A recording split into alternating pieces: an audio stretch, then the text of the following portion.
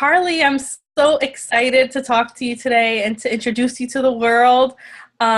You are an amazing person, and I want to share with the world your story and your journey to building your coaching business. And I truly believe that people will see themselves in your story, which is why I'm bringing this series to the world so that everyone who has the dream of building their own coaching consulting business can be inspired by those of us who paved the way before them. So why don't you take a few minutes to introduce yourself, share with us what you do, how you serve people, and then we'll take it from there. Okay, thanks, Angelica. And you are a pleasure to work with. So I'm really excited to be on this call with you today. Thank you for your patience with my tech issues. My name is Carly Pallady. I'm a licensed independent clinical social worker, a therapist, and a coaching consultant. On the coaching and consulting side, I work with high achieving, impact driven entrepreneurs, executives, and leaders in the healthcare and legal spheres who are overwhelmed, probably most of the time burnt out or nearing burnout, and are really looking for more simplicity, joy, and balance in their lives. And that's what they're ready for.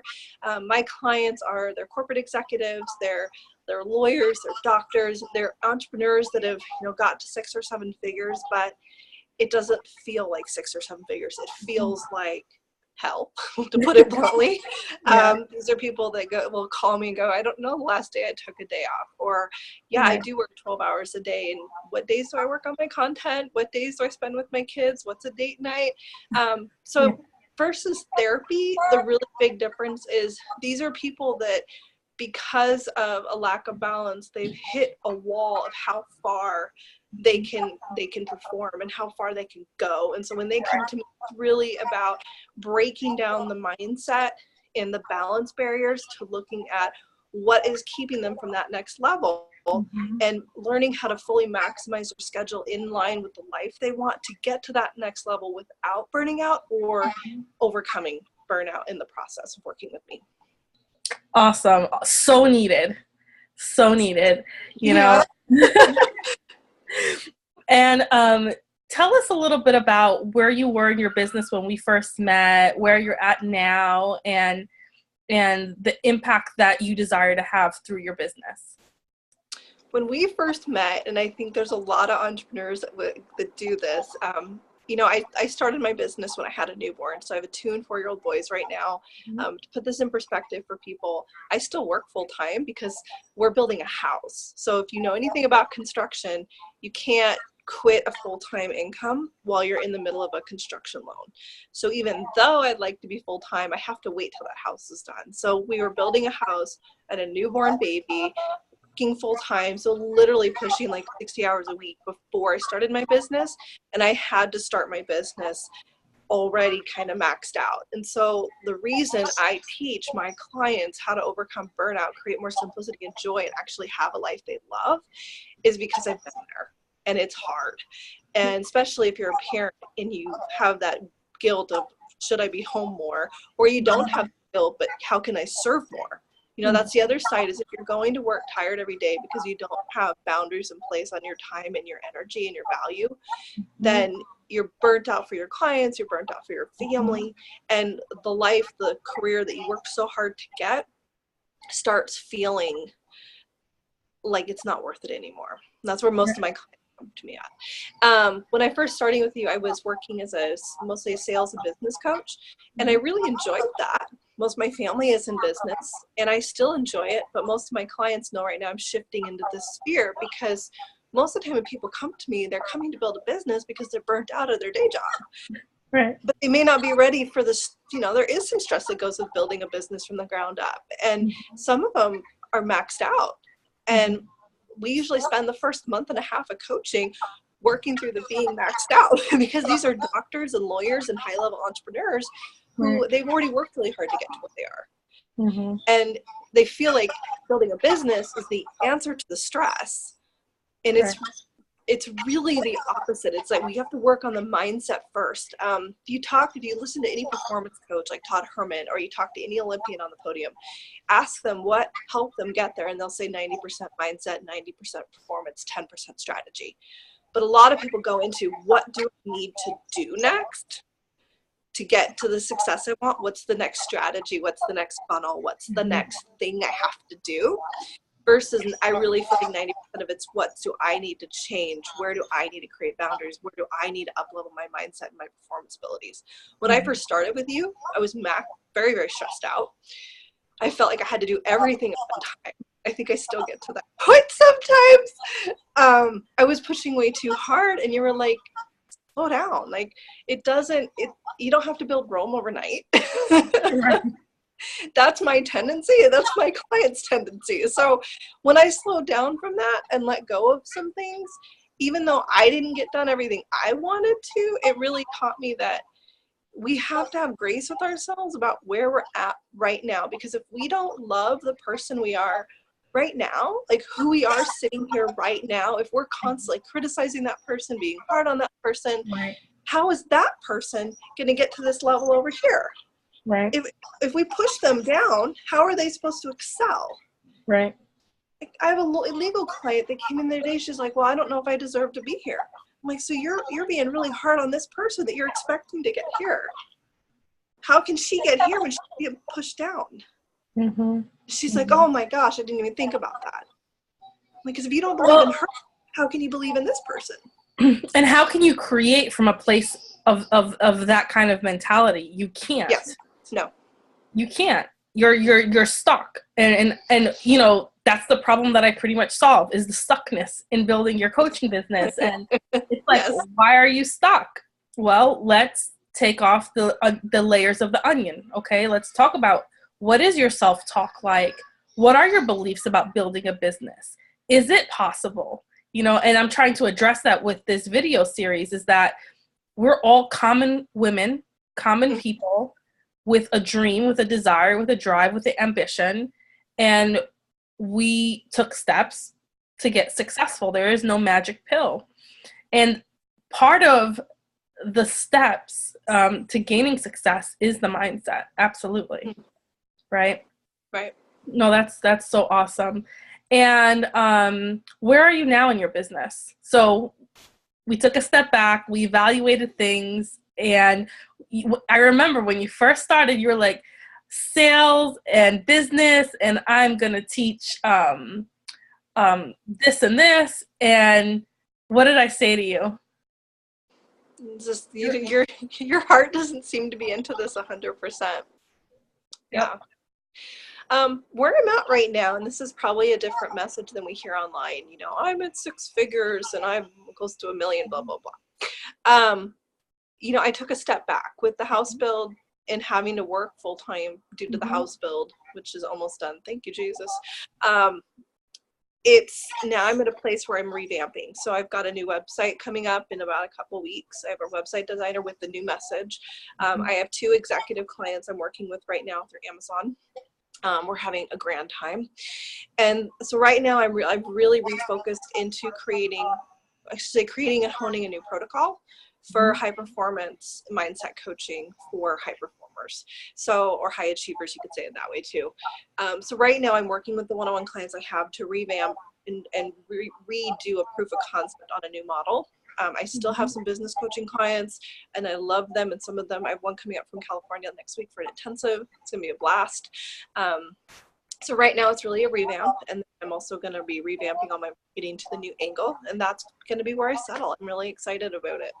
Because, you know, one of my philosophies in building a business, in losing weight, in exercising, pretty much in every area of my life, is this concept of letting what you're trying to do pull you instead of you pushing. So when it came to building your program, and you're like, because you came to me, fix my funnel. That was the problem that you saw. Yeah. Like, the funnel, it's like not working. Why isn't it not working? Can you please tell me? I spent all this money to have it built and it's not working. And I said, okay, I'll review your funnel. And we took a few steps back. And I was like, I noticed a pattern of you weren't pulled to it. Of the message that you were giving. You weren't pulled to it. So that was a flag to me automatically that, okay, something's out of alignment. right? Because when we're in our zone, when we're on it, even though you're good at it, and that is a big trick that I see all the time, a trick as in it tricks you into thinking you're doing the right thing because you're good at something. But it doesn't light you up, it doesn't get you excited, and resistance comes up, and then you blame yourself instead of taking that step back, which is what we did, and say, what's going on here? So why don't you tell us a little bit about the path that you took to pivot now to this new, like, what was the catalyst for the pivot to where you're going towards now? I realized I didn't want to scale my business. And that was a really weird feeling because I had built like 50 video modular series and a high-end signature program for business development. And I do enjoy serving my clients. That's what I love. So am I happy serving them right now and helping them? Yes. If you have asked me why there's nobody coming into Mastermind, and it is because I'm pivoting. And I don't want to bring people on when I'm pivoting because then I'm not able to serve them at the highest level. And so right now I'm working with clients I have to serve them at the highest level. And if there's only one or two people there, that's fine. I think the pivot was realizing if we're not true to ourselves and what God's called us to do, we'll continually hit walls of resistance because we're not being true to a calling. Right. Right. On the other hand, I think that, well, on the other hand, what I've seen with some clients is staying in a place of resistance, sometimes more comfortable because you are good at that field. Mm-hmm. And moving into calling work it's usually your maximum strength. It's where maximum success can come. Mm-hmm. But that can be scary too. There's so many people that have fear of success, fear of things actually taking off. Like the client that, I'll give you an example. I had an executive client that has a $700,000 a year salary. She had an opportunity for a promotion to apply for a job that would have put her into like $1 million plus bracket. She didn't apply, and that's when she came to me. She's like, I don't know why, like we've gotten all this way to this area and I was afraid to apply to that bracket. What we talked about, what that bracket meant to her was, oh, it's a lot of money and I don't deserve that much money. But even deeper than that was that bracket, that income level also came with a ton of responsibility and impact to be made. And her true fear, because she's a very impact-driven, service-based person, was, can I serve people at the highest level in that impact at this level? Can I actually perform at the level that salary is going to have me perform? That was ultimately what held her back from applying, was the feeling of, I'm not good enough to perform at this level. I'm not going to be able to measure up. Mm-hmm. But there were 6 men that applied for the position, no women. So she would have been the only female applicant as well. And women tend to, this is just a statistic, usually 5 times more than men, women tend to not apply for things that would promote them because they're not encouraged to. Mm. And so what I asked her is, I said, let's look at the evidence. So that's what we have to go back to. What's the evidence? What's the evidence of your impact now? What's the evidence of your impact on people? So we pulled all that apart. I had her send me documents and things that she had done to show the evidence of her impact. She goes, I really made a difference. So if you made that kind of impact, you've 10 times things for this company, then why would they not deserve your skill set at that next bracket when it's not about money to you, when it's about the impact? And she's like, Mm-hmm. I am worthy of that. But the position had passed. So then, we're kind of waiting for another opportunity to come up. But sometimes people will see the money and think, I don't deserve to make that much. Like, I don't know how many coaches I've coached that hit $2,000 a month and they start to panic. Like, oh my gosh, I have a client that wants to pay me $4,000. And I said, okay, I don't know. Because with higher level clients comes a higher level of expectation of service. Yes, they're absolutely. paying. And so I told them, like, let's go back to the evidence of your level of service and your ability to fully show up for somebody. You have nothing but a positive track record. We're always going to have a client that's unhappy. There's always going to be that one client that complains about everything. That's life. That's people. I've been a therapist for quite a few years. It's people. Yep. People always look for faults, and because they're looking for faults in themselves. Mm-hmm. So if we know that when someone's criticizing us, it's also a reflection of how they feel about themselves, where they didn't get. And if they didn't reach the level they wanted to, coaches aren't consultants all the time. Coaches aren't there to tell someone this is what you should do, why you should do it. Coaches are there to bring out the maximum best potential in somebody in their niche, marketing, mindset, productivity, systems analysis, and then to give that person the encouragement, the direction, and the strategy that they apply to get to that place in their business or their life. When people don't show up for themselves, that's where failure comes in. They start to blame others. They don't show up for themselves. They aren't true to themselves. And then they get mad at somebody else. And that's what we call transference. They're transferring the blame on something else. Yeah. And if you've been in this business any length of time, you're bound to at one point get a client that's not happy with you, no matter what you do. And it's because of that reason, right? But that shouldn't scare you or stop you from walking in your calling and trying to serve those 99.9% of other people who love you and who want to learn from you, because that is a big block too. People are like, they're afraid of disappointing people. They have the am I good enough complex. Yes. You know, and if you're in this business, you know, you show up in excellence, you try to do your best. Nobody is perfect. You will make mistakes. So let's just put that out there. You will make mistakes. You will upset people. But in integrity, you do your best, right? You try to help your clients get the result that they're looking for, but they also have to show up and do their best and put in their part of the relationship, right? That's why I don't own any of my clients' success, right? I did my part in encouraging them, giving them the tools and the strategies that they needed to get successful, and then it's on them, right? Right. Mm-hmm. And that's where, you know, and I think that, you know, if we're not showing up as we should be for our clients, that's another conversation. I know there's people that are going to listen to this and go, well, I had a coach that actually didn't show up. That happens too. And that's unfortunate. You know, that is unfortunate because there are unethical things that happen in the coaching sphere. There are, you know, I've had clients go, well, this happened to me. If I invest again, is it going to be worth it? Mm-hmm. You know, because we have to be honest with ourselves that that does happen in this sphere, but that's not us. And we have to own the value that we bring to a very saturated market, and that's what people really want. They don't hire a coach. They're overwhelmed because this person says they can do something. They hire the coach because they believe that person can get them to the end result they truly want. And I don't remember if this is true for you. I know that this was true for someone I've worked with in the past, but remind me if it's you, and if it's not you, we can talk about something else. But were you sucked into business coaching because you thought that was the only way to make money online? No, I did program development and I worked in the educational field at the University of Washington. So I'd been doing research, you know, as a graduate student, that's all you do. You live and breathe and die research. So putting together a modular program is really an intro, a body, and a conclusion on every single video. So I knew how to lay things out to go from, you know, hypothesis to thesis to conclusion.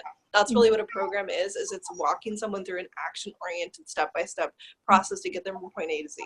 Mm-hmm. And that's all research and writing papers is. So I knew if I transferred what I'd learned in working in graduate school and working with high-level, like doctoral students on their theses and their dissertations, I could help people develop signature programs in the marketing world because I also have a retail background. But then as I got into it, I'm like, wow, this is really working. I'm getting clients. This is great. And I like it, but I'm not.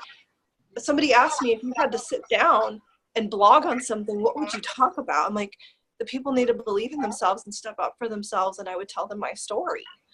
And they're like, that has nothing to do with signature programs. And I realized that. I was like, okay, do I want to invest the next 10 years into this? Right. I didn't, and it wasn't because I don't like it. I do like it. It's just it wasn't what I loved, but I didn't realize that right away. And this is so important. I'm so happy we're having this conversation and we're sharing it with the world because, you know, you've had success, and since you've pivoted, I know you've gotten clients too. You know, doing what organic marketing. We haven't even launched your funnel yet. We will, but just doing organic, you're getting clients already. And I want people to know that there is no right or wrong answer, right? You have the ability to start. And the key here is to start, get rolling, right? See what data you collect. You love it, you hate it, and then you pivot if you have to. It's part of getting towards success. I can't even tell you how many times I've pivoted it growing my business. I used to be a consultant doing done-for-you work. Hated it, right? And then I was like, what do I like to do? And then it's evolved, and here we are today. And I just want to encourage everyone watching to just start, because that's the only way you're going to see what fits. A question that I get all the time is, how do I know what business to start? I don't know. You tell me what you're interested in, get started. Right. If it solves a problem, you can monetize it. Right. And then let's see what opportunities open up. Let's see how it evolves. Wouldn't you agree? I totally agree. And I think people look too quick at what will make me money first. Well, I need to make money now, and they get really attached to the money. And yes, we need financial stability to survive, but if you're attached to the money, it's going to come off in your sales calls, it's going to come off to the clients. They're going to be turned off by it because they don't want to be a dollar sign. Right. They want to be transformed. And that's why my advice to new coaches is to don't quit your day job. Yes. Don't quit your day job until you're making money enough to survive, because that's one of the big mistakes that I see, is that they either quit their job or they don't have a job, and then they're desperate. And you can't create out of desperation. That's just a negative mindset. And we all know about mindset. Well, if you're having anxiety over money, well, then why don't we solve that problem first? Because what is it? The hierarchy of needs, right? The basis of Maslow's hierarchy of needs. Yeah. The bottom, which is the biggest, is your basic survival needs. And at the top, it's creating, right? So for you to get to creating, your basic needs must be covered. Otherwise, you're going to really struggle. You're going to really, really struggle. So that's my piece of advice if you're new, is like, make sure that your basic needs are covered. Yeah. Because it's not a get-rich-quick scheme. And I hate the fact that marketers and business coaches make it seem like it's so easy. And as a coach, I have to say, well, it can be easy, but yeah, it can be. Yeah, it can be. But in reality, you cannot be attached to the outcome. Right? We can't control the outcomes. It could take you a week, it could take you a month, or it could take you a year, it could take you 2 years. We don't know. We can't predict the future. But what I can predict is that if you start, you will get somewhere. That's what I can predict. Yes. Right? Not taking action, I can guarantee you, will not produce a business. Most of my clients work full time too, and they'll, some of them come to me for business or just to get the foundations laid, and then I pass them off to people like you for marketing, because I can teach marketing, but I don't love it, and they need to be with somebody who loves it, to really hear their voice in their marketing. And then they'll always ask me, like, should I go down to part time? Like, can you make your bills on part time? Because nobody can guarantee what their income will be, like you said. And then we'll start with just becoming a weekend warrior, working the weekends, and getting it going that way. But yeah, I totally agree. I think too many people, because a lot of people think they can build a 6-figure business on organic marketing. There have been unicorns that have done that, but the reality is paid advertising, Facebook ads, LinkedIn ads, those are scalable. And if you don't have a job to fund it and you're not getting enough clients on organic to meet your needs, then you don't have money to market. Right, exactly. And then you get stuck. Right. And then you get stuck, and then you're mad at the coach, or you're mad at yourself, or you're like, what the heck did I get myself into? So, if you're a coach, do your due diligence, right? And make sure that you can actually finish what you start. So, what would you say in terms of time management and avoiding overwhelm building your business, since that is your thing? Yes. I think honesty with ourselves first. Every day I rate myself, like, okay, 1 to 10, 10 being maximum stressed, 1 being not stressed. How do I feel today? And I'll write it down. And I know this sounds funny, but there's times in the month for women, and I'll notice those numbers shift. And I also notice how to shift my energy around that. So I think that we need to rate ourselves. We need to know where we're at. Like, if you're feeling like a 2 and you're overwhelmed, and you ask yourself, why do I feel overwhelmed? Write that out. Like, what makes you feel? Because it's different for everybody. What makes you feel overwhelmed? I have my clients do that first. What makes you feel overwhelmed? Why do you feel that way? And where is it coming from? After we know that, then I tell them, look at your calendar and tell me, in the ideal world, what would you want your day off to be? Because 99% of them do not have a full day off without taking a client call. and I'm guilty of this sometimes too. And they'll say Sundays or Saturdays or Fridays. I'm like, okay, I want you to block that day, the first week that you don't have any clients, or if you're fully booked for the next month, 7 days a week, I want you to move people. Mm-hmm.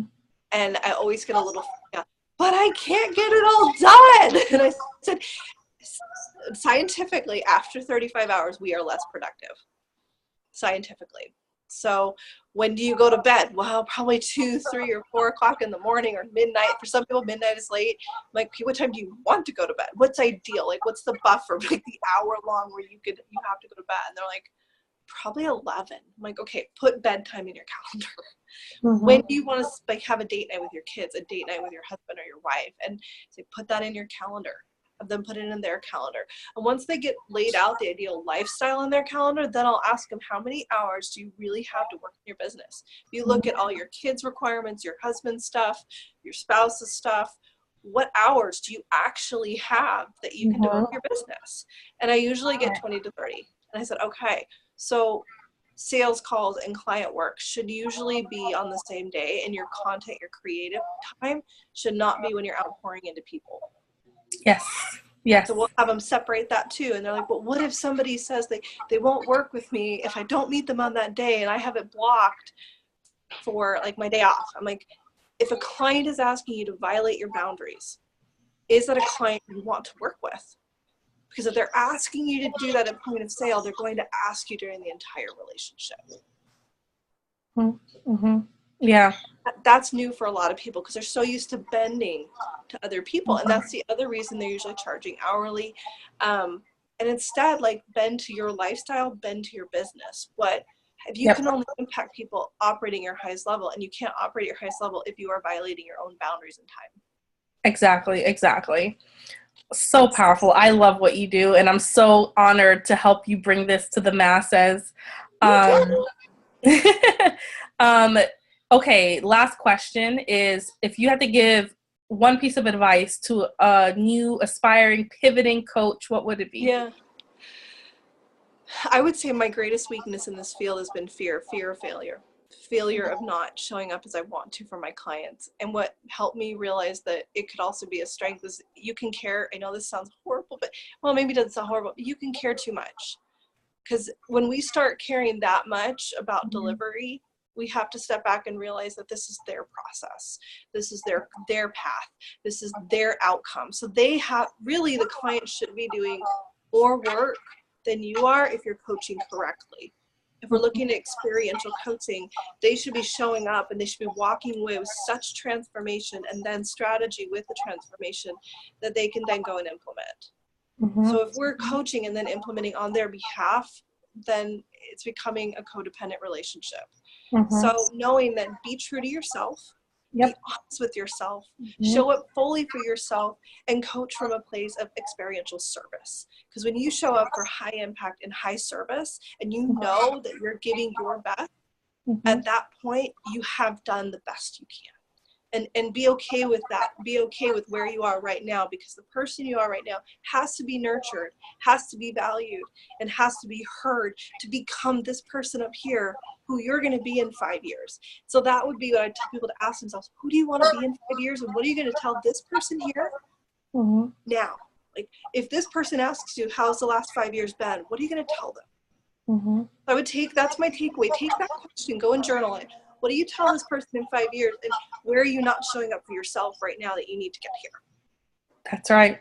Beautiful. Well, thank you so much for sharing your story with everyone. And I know that it will inspire people to take that next step and not to let that fear, hold them back. So thank you so much for your time, Carly. I'm really grateful for it.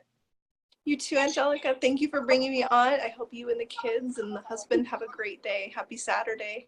Thank you. Bye-bye. Okay, bye.